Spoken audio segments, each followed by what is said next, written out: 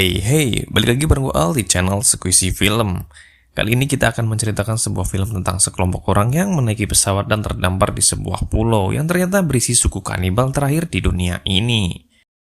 Mereka harus bertahan hidup di sana. Kalau kalian penasaran dengan judulnya, silahkan komen di bawah ini. Sebelum lanjut, mari kita putar dulu intronya.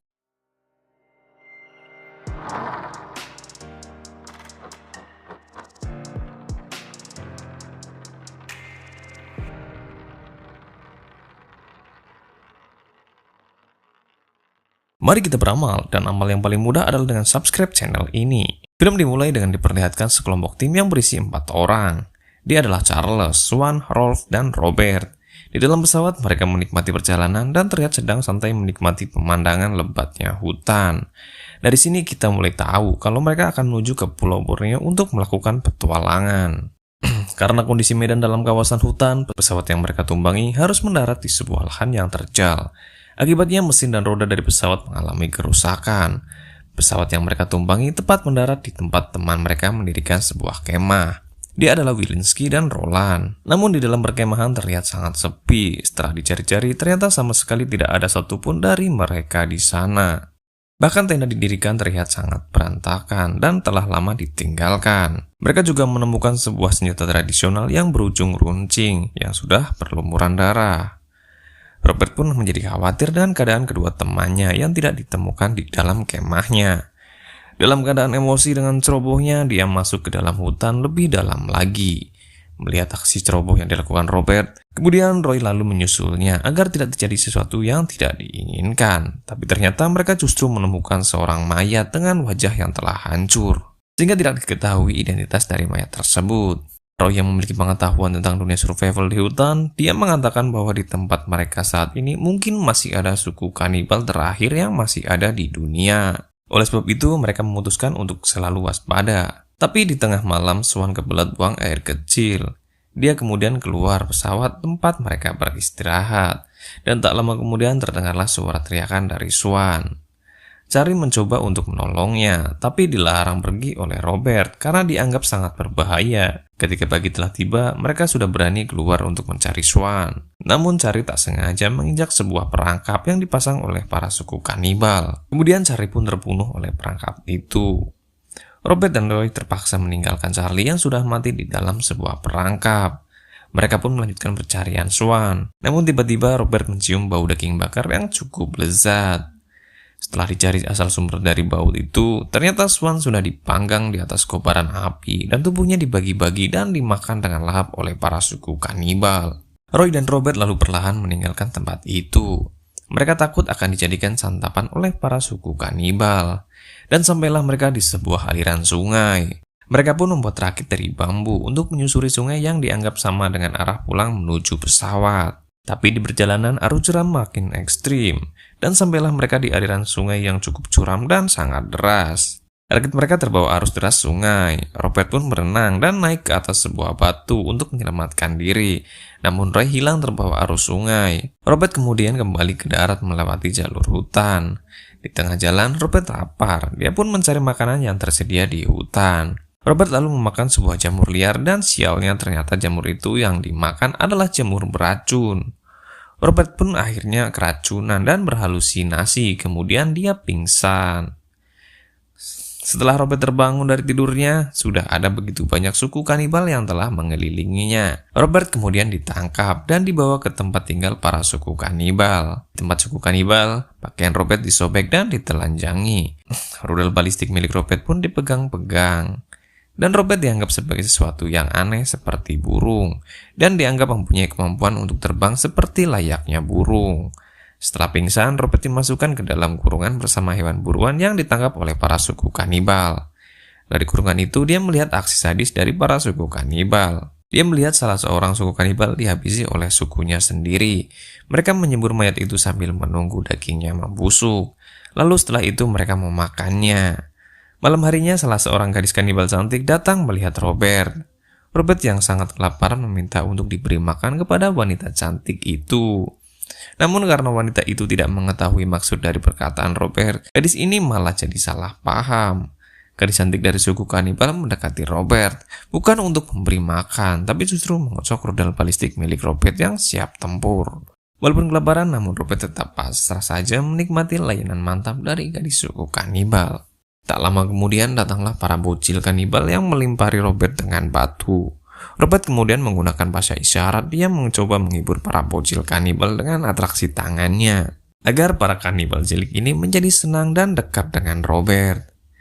Setelah dirasa cukup akrab, Robert meminta untuk diambilkan air minum, dan dia pun mendapatkan air untuk menghilangkan rasa hausnya. Tapi belum sempat meminum air yang dia dapatkan, datanglah kanibal dewasa yang menumpahkan air milik Robert. Kemudian Robert pun dipukuli. Robert akhirnya terpaksa minum air dari tetesan dari batu.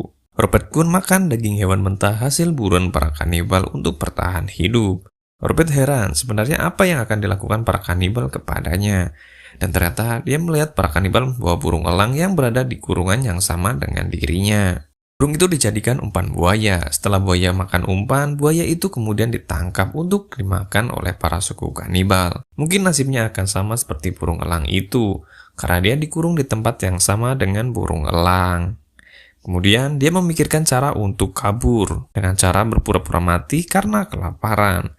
Kanibal yang melihatnya tidak bergerak-gerak beberapa hari, benar-benar menganggap bahwa Robert telah mati. Dan beberapa kanibal masuk membuka kurungannya. Tiba-tiba saja Robert membunuh para kanibal yang datang dengan sebuah batu. Setelah itu dia keluar dari kurungan. Robert melihat seorang kanibal mencoba untuk bercocok tanam. Robert kemudian memukul pria kanibal itu dari belakang. Lalu kemudian kabur dengan wanita yang dijadikan petunjuk arah. Dia kemudian mencari sebuah sungai untuk meminum dari sungai. Tapi dia tak sengaja melihat emak-emak kanibal yang sedang melahirkan bocah. Dan dengan kejamnya setelah bayinya lahir, emak itu membuang bayinya ke dalam sungai. Tentu para buaya penghuni sungai yang melihat bayi yang dibuang begitu saja langsung tertarik dan kemudian mendekat untuk memakannya. Saat Robert sedang mandi membersihkan diri di sungai, gadis cantik itu pun langsung memanfaatkan kesempatan itu untuk kabur. Robert tahu bahwa tawanannya kabur dan dia langsung bergegas mengejarnya. Hingga akhirnya Robert berhasil menangkapnya kembali dan memukulnya karena mencoba melarikan diri. Melihat gadis kanibal cantik tergeletak tak berdaya, Robert menjadi tak kuasa menahan nafsu yang muncul. Hingga Robert melakukan ritual tanam paksa. Setelah puas dengan aksi bercocok tanam yang dilakukan oleh Robert, ternyata si gadis kanibal justru sangat menikmati kegiatan tadi dan menjadi lebih dekat dengan Robert. Gadis itu bahkan mencarikan Robert buah-buahan dan ikan ketika Robert sedang tidur. Tak lama kemudian hujan lebat mengguyur hutan. Robert dan gadis itu pergi masuk ke dalam gua untuk berlindung. Di dalam gua tiba-tiba Robert diserang oleh seseorang. Tapi ternyata orang itu adalah Roy, yang terpisah dari Robert ketika hanyut terbawa arus sungai. Mereka bertiga akhirnya menjadikan gua itu sebagai tempat tinggal mereka. Terlihat Roy sudah tidak bisa berjalan dengan baik setelah dia terluka akibat terseret sungai. Keesokan harinya gadis itu berlari setelah mendengar suara aneh. Tapi Roy dan Robert tahu bahwa suara itu adalah helikopter yang mungkin sedang mencari keberadaan mereka. Robert mengejar helikopter yang terbang sambil berteriak minta tolong, serta mengatakan bahwa mereka masih ada di dalam hutan.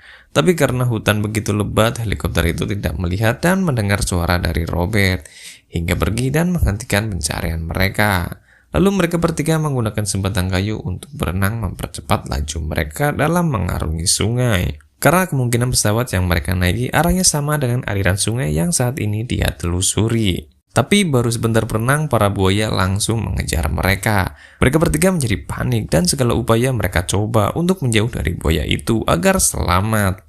Akhirnya mereka berhasil selamat dan kapok berenang memasuki air sungai. Tapi hutan memanglah hutan, bukan tempat yang cocok untuk para orang kota. Setelah lolos dari buaya, Robert masuk ke dalam sarang ular. Tetapi Roy yang berpengalaman dalam dunia survival malah menangkap ular beracun itu dan mengambil racunnya untuk melemasi tombak kayu yang mereka gunakan sebagai senjata melawan para kanibal. Setelah menyusuri hutan, akhirnya mereka menemukan landasan yang mereka gunakan untuk mendaratkan pesawat. Tapi ternyata para kanibal telah menunggu kedatangan mereka. Saat Robert akan maju ke arah pesawat, mereka disergap oleh para kanibal. Gadis itu dipukul hingga pingsan dan Roy terkena serangan pada dadanya yang tertancap oleh tombak. Si gadis kepalanya dipenggal, kemudian tubuhnya dipotong-potong dan kemudian dibakar. Setelah matang barulah siap untuk dimakan. Robert melanjutkan perjalanan dan dengan berat hati harus kehilangan gadis itu untuk menjadi makanan para kanibal. Tak lama kemudian para kanibal menyusul Robert. Kemudian Robert adu tinju 1 lawan 1 dengan kepala suku. Hingga akhirnya dia berhasil menang karena menggunakan tombak yang sebelumnya dilumuri racun ular. Kanibal yang lain tetap mengawasi dan menunggu untuk menyerang. Robert menyadari akan hal itu. Kemudian dia menunjukkan bahwa dia adalah orang yang sangat menakutkan. Robert membelah tubuh ketua suku kanibal yang sudah dia kalahkan tadi. Kemudian mengambil jantungnya lalu memakannya. Para kanibal yang melihat itu pun terkejut dan tidak berani mendekat, tetapi masih mengawasi dari kejauhan. Robert lalu melanjutkan perjalanan dan membawa Roy yang sudah mulai kehilangan kesadarannya. Dari kejauhan, para kanibal mengawasi serta mengikuti mereka. Secara perlahan, Robert berhasil sampai di pesawat. Dia mencoba menyalakan mesinnya. Pada awalnya sangat sulit untuk dihidupkan kembali. Tetapi setelah dicoba berkali-kali, akhirnya mesin pesawat berhasil dihidupkan. Dan akhirnya bisa pergi meninggalkan hutan dan para suku kanibal. Kemudian film pun berakhir. Semoga kalian suka dan terhibur. Sampai jumpa di cerita selanjutnya.